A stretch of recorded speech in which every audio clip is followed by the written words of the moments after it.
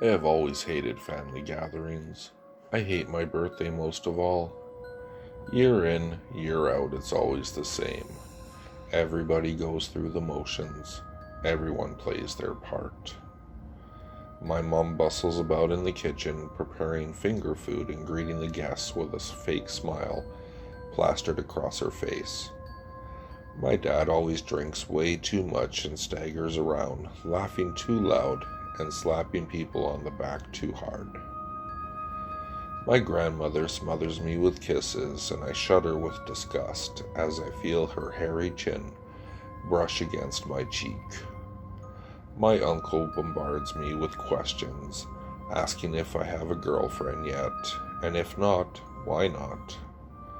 My aunt tells me all about her daughter and how well and perfect she is, and how well she's doing in school. My little cousins race around the house like cockroaches, stomping on the floor, jumping on the stairs, squealing and hollering at the top of their lungs. They climb over furniture and crawl under tables, pulling and tugging at everything in sight. Nothing goes untouched by their grubby little hands. Around and around they go, like rats on a wheel. I honestly can't believe I'm related to these people, but I have to hold my tongue. I don't want them to resent me more than they already do. The table is lined with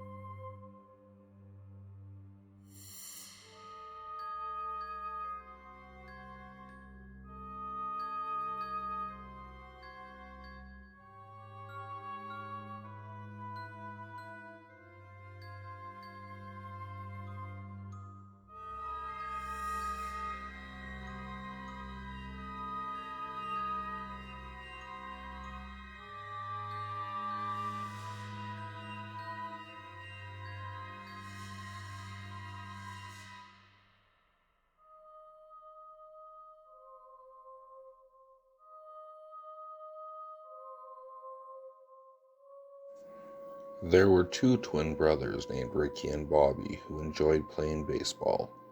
Ricky was always the pitcher and Bobby was always the second baseman. One day they were sitting on the couch when Ricky wondered aloud, "Do you think they play baseball in heaven?" "Well, I don't know," replied Bobby. "Is there a way to find out?" asked Ricky. "I have an idea," replied Bobby. "How about if one of us ever dies, he has to come back and tell the other that there is baseball in heaven or if there isn't any baseball?" "Well, okay, it's a deal," Ricky agreed. A few days later, Ricky was cycling down the road when he was hit by a car. He died on the way to the hospital. Bobby went to the funeral and he cried for days.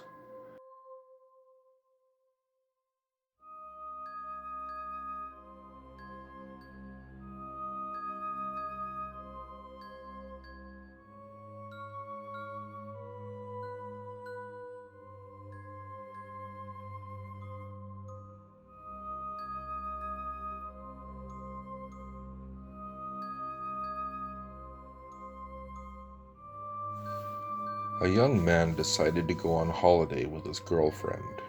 She told him she wanted to go somewhere hot and sunny, so he booked 2 tickets to Thailand.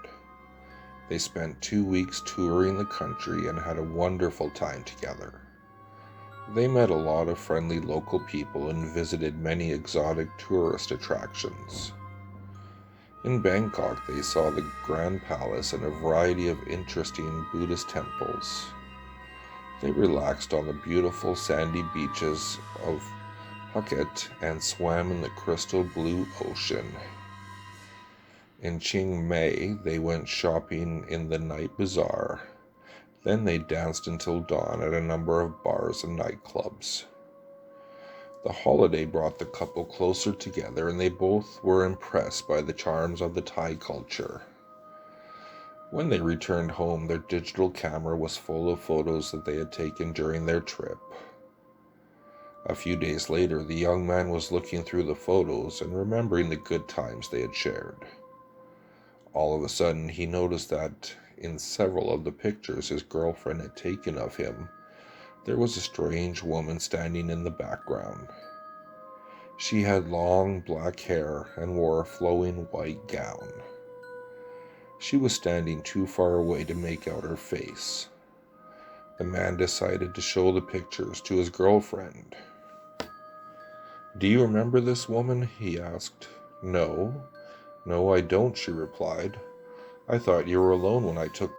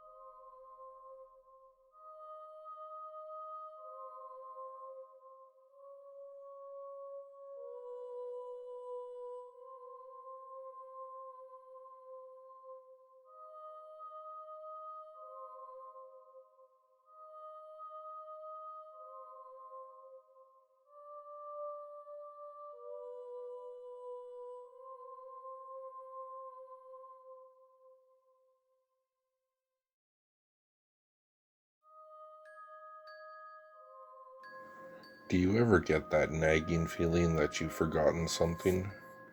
You know that feeling when you've left something behind, but you can't remember what it was? It was just after 6 when I left the office and walked to the bus stop. As I stood there waiting for the bus to arrive, I had a strange sense of unease. I felt as if I had left something important behind, but I couldn't think of what it was. Maybe it's nothing, I tried to assure myself, but something was nagging at me. I felt like going back to check, but I was too tired. I just wanted to get home. When the bus came, I piled in with the other passengers. As usual, all the seats were taken. I clung to the handrail as the bus lurched back and forth. I bumped into the man behind me and said sorry, but he just looked away. More and more I felt that I had left something important at the office. The farther the bus carried me from the office, the more certain I became of it. I went over the day in my mind. I thought about my creepy boss staring at me all day. I thought about the other secretaries gossiping about how he had a crush on me. I thought about the letters he told me to post. Had I forgotten them? Of course not. I thought about the meetings I had to schedule. Had I scheduled those? Well, of course I did. I racked my brain for some clues as to what I had forgotten. I told myself that I would feel better when I got home. The uneasy feeling wouldn't leave me. I got off the bus at my usual stop, but when I came to the lane that led to my house, I finally gave in. It's no use, I thought. This will be nagging at me all night. I have to go back to the office and see what it was that I overlooked. As tired as I was, I made my way back to the bus stop, back to the office. I was just doing this to put my mind at ease. As I got off the bus, I heard the clock strike 7. I walked quickly up the side street to the office and turned the key in the door. Quickly, I ran up the stairs. When I opened the office door, I suddenly stopped in my tracks. To my horror, I recognized what it was that I had left behind. It was me. My body was laying strangled on the floor. There was an old woman, all skin and bone, who lived near the graveyard, all alone. She thought she'd go to church one day to hear the preacher sing and pray. And when she came to the graveyard stile, she thought she'd stop and rest a while. And when she came to the old church door, she stopped to rest a little more. But when she turned and looked around, she saw a corpse upon the ground. The worms crawled out, the worms crawled in, from up his nose down to his chin. The worms crawled in, the worms crawled out, across his eyes, his ears and mouth. The woman to the preacher said, "Will I look like that when I am dead?" "You already do," the preacher said. "You're skin and bones because you're dead." The woman fainted with the shock and split her head on a sharp rock. They buried the woman, all skin and bone, but from the grave they heard her moan. "I'm not dead yet," the woman cried. "You will be soon," the priest replied.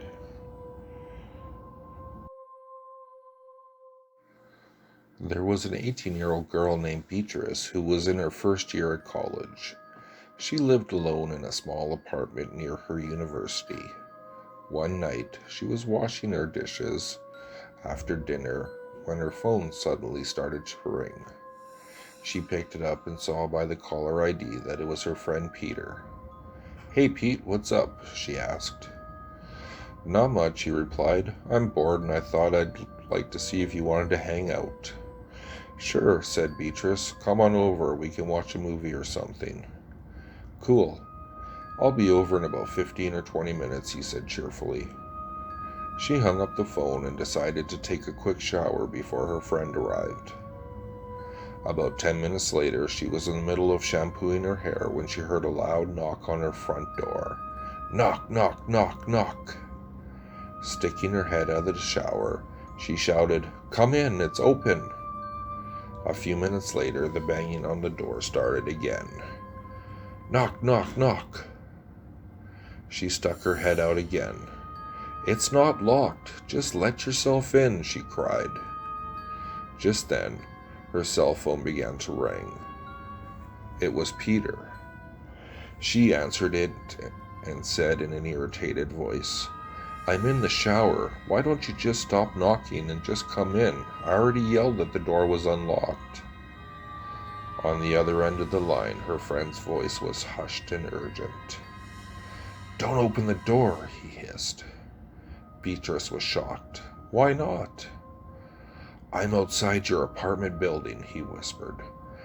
"I just saw a strange woman going up the stairs to your apartment. She was crawling up the wall on all fours."